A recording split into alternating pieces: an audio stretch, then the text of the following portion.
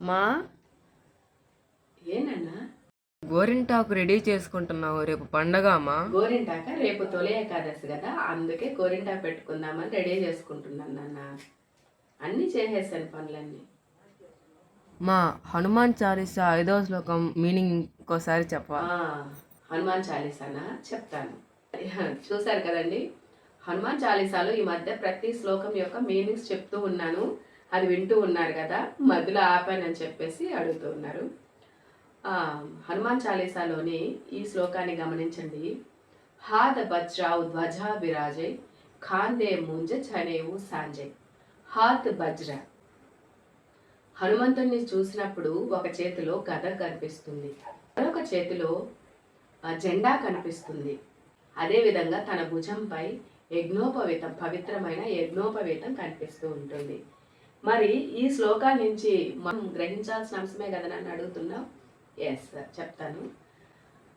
హనుమంతుని చేతిలో ఉన్నటువంటి గద, అదేవిధంగా జెండా, తన భుజంపై ఉన్నటువంటి పవిత్రమైన యజ్ఞోపవీతం మనకు తెలియచేసే మెసేజ్ ఏంటి అంటే, హనుమంతుని యొక్క ఆయుధం గద. గద బలానికి, ధైర్యానికి, అన్యాయాన్ని ఎదిరించడానికి ప్రతీక.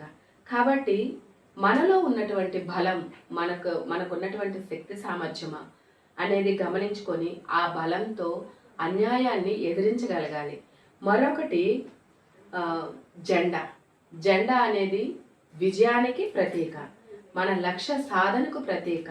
కాబట్టి మనం తలపెట్టినటువంటి పనిని మనకున్నటువంటి బలంతో, అది బుద్ధి బలం కావచ్చు, ఏదైనా కావచ్చు, ఆ బలంతో మనం లక్ష్యాన్ని సాధించాలి అని దాని యొక్క ఉద్దేశం. అదేవిధంగా యజ్ఞోపవీతము పవిత్రమైనటువంటి జ్ఞానానికి ప్రతీక, క్రమశిక్షణకు ప్రతీక, విలువలకు ప్రతీక. కాబట్టి ప్రతి మనిషి బలంతో లక్ష్యం వైపు పయనిస్తూ మంచి జ్ఞానాన్ని పెంపొందించుకోవాలి అనేది దీని యొక్క ఉద్దేశము. కాబట్టి హనుమాన్ చాలీసాలో ఉన్నటువంటి ప్రతి చౌపాయి మన నిత్య జీవితంలో ఎలాంటి స్కిల్స్ డెవలప్ చేసుకోవాలో తెలియజేస్తూ ఉంది.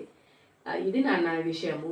హాద వజ్రావు ధ్వజాభిరాజై ఖాందే మూంజ జనేవు సహజై.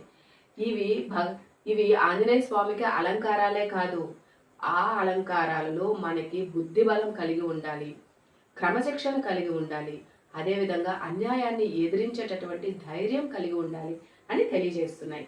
ఓకేనా? ఇదండి. మరొక చోపాయితో మళ్ళీ కలుద్దాము. అంతవరకు మీకు నమస్తే. అదేవిధంగా రేపు అందరికీ తొలి ఏకాదశి శుభాకాంక్షలు.